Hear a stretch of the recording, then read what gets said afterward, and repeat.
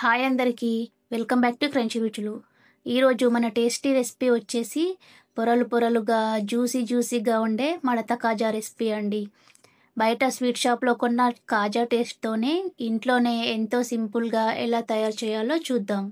ఇవి క్రిస్పీగా జ్యూసీగా భలే ఉంటాయండి. మరి వీటి కోసం ముందుగా 1 కప్పు వరకు మైదా పిండిని తీసుకోవాలి. ఇందులోకి చిటికెడు సాల్ట్ని వేసుకొని కరిగించిన వేడి నెయ్యిని ఒక 2 టేబుల్ స్పూన్ల వరకు వేసుకొని ఒకసారి స్పూన్తోనే బాగా మిక్స్ చేసుకోవాలి. నెయ్యి పిండిలో కలిసిన తర్వాత చేత్తో బాగా రబ్ చేస్తూ ఈ పిండిని కలుపుకోవాలి. ఇలా రబ్ చేస్తూ కలపడం వల్ల కాజాలు బాగా వస్తాయి. ఇలా కలుపుకున్న తర్వాత ఒకసారి ప్రెస్ చేస్తే ఇలా ఉండలా ఫామ్ కావాలి. ఒకవేళ ఇలా ఉండలా ఫామ్ కాకపోతే మరి కొంచెం నెయ్యిని యాడ్ చేసుకోవాలి. ఇలా కొంచెం వాటర్ని వేసుకుంటూ బాగా మెత్తగా చపాతీ పిండి కన్సిస్టెన్సీలో కలుపుకోవాలి.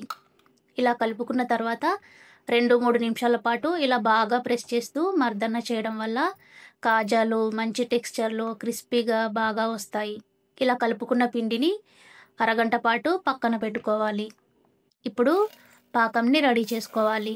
ఏ కప్పుతో అయితే మైదాని తీసుకున్నామో అదే కప్పుతో 1 కప్పు వరకు చక్కెరని తీసుకొని 1 కప్పు వాటర్ని వేసుకొని మీడియం ఫ్లేమ్లో కరిగించుకోవాలి. చక్కెర కరిగి ఇలా స్టిక్కీగా వచ్చిందంటే పాకం రెడీ అయిపోయినట్టే. పాకం మరీ ముదిరిపోతే కాజాలు పాకంని పీల్చుకోవు. ఇలా పాకం రెడీ అయిన తర్వాత ఇందులోకి ఇలాచీ పౌడర్ని కొద్దిగా నిమ్మరసంని వేసుకొని స్టవ్ ఆఫ్ చేసుకోవాలి. ఇప్పుడు మనం రెడీ చేసి పక్కన పెట్టుకున్న పిండిని మళ్ళొకసారి కలుపుకొని ఈ విధంగా చిన్న చపాతీ పిండి ముద్దల్లా తయారు చేసుకోవాలి. తర్వాత పొడి పిండిని చల్లుకుంటూ వీటిని చపాతీల్లాగా ప్రెస్ చేసుకోవాలి. వీలైనంత పల్చగా అన్ని చపాతీలని ఒకే సైజులో రెడీ చేసుకోవాలి. ఇలా రెడీ చేసుకున్న తర్వాత ఒక్కొక్క చపాతీని ఈ విధంగా అరేంజ్ చేసుకోవాలి. ఒక చపాతీని వేసుకున్న తర్వాత దానిపైన నెయ్యిని అప్లై చేసుకొని పొడిపిండిని చల్లుకొని ఈవెన్గా స్ప్రెడ్ చేసుకోవాలి. ఈ పొడిపిండిని మైదా పిండినే చల్లుకోవచ్చు. ఇలా స్ప్రెడ్ చేసుకున్న తర్వాత దానిపైన మరొక చపాతీని సమానంగా వేయాలి. ఇలాగే నెయ్యిని పొడిపిండిని చల్లుకుంటూ మనం రెడీ చేసుకున్న చపాతీలన్నిటినీ ఒకదానిపైన ఒకటి వేసుకొని అరేంజ్ చేసుకోవాలి. నేనైతే 5 చపాతీలను ఈ విధంగా ఒకదానిపైన ఒకటి అరేంజ్ చేసుకున్నాను.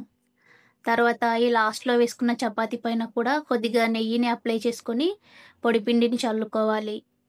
తర్వాత ఈ విధంగా దగ్గరగా బాగా టైట్గా ఈ పిండిని రోల్ చేసుకోవాలి.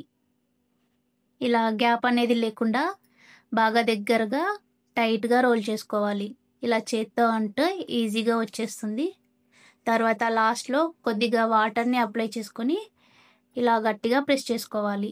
ఇలా 2-3 సార్లు ప్రెస్ చేసుకొని తర్వాత చిన్నగా వీటిని కట్ చేసుకోవాలి. ఇలా అన్నిటినీ కట్ చేసుకున్న తర్వాత ఒక్కొక్క పిండి ముద్దను తీసుకొని ఈ విధంగా ఒకసారి వేలితో ప్రెస్ చేసుకొని లైట్గా చపాతీ కర్రతో ప్రెస్ చేసుకుంటే సరిపోతుంది. ఇలాగే అన్నిటినీ ప్రెస్ చేసుకొని రెడీగా పక్కన ఉంచుకోవాలి. ఇప్పుడు స్టవ్ పైన ఆయిల్ని హీట్ చేసుకొని రెడీ చేసుకున్న కాజాలని ఒక్కొక్కటిగా వేసుకోవాలి. ఆయిల్ అనేది గోరువెచ్చగా మాత్రమే ఉండాలి. హీట్ బాగా ఎక్కువగా ఉండకూడదు. ఇలా మనం ఆయిల్లో కాజాలని వేసిన తర్వాత కొంచెం సేపటికి వాటంతలవే బయటకి వచ్చేస్తాయి.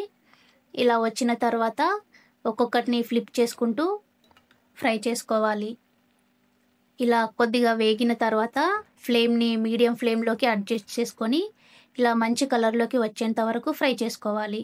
ఇలా అన్నిటిని ఫ్రై చేసుకొని వేడిగా ఉన్నప్పుడే ఈ కాజాలని చక్కెర పాకంలో వేసుకొని 20-30 సెకండ్ల పాటు నాననివ్వాలి.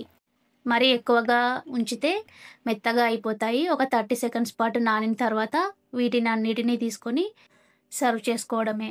అంతే అండి, ఎంతో జ్యూసీగా లేయర్స్గా ఉండే స్వీట్ షాప్ స్టైల్లో మడత కాజాలు రెడీ అయిపోతాయి.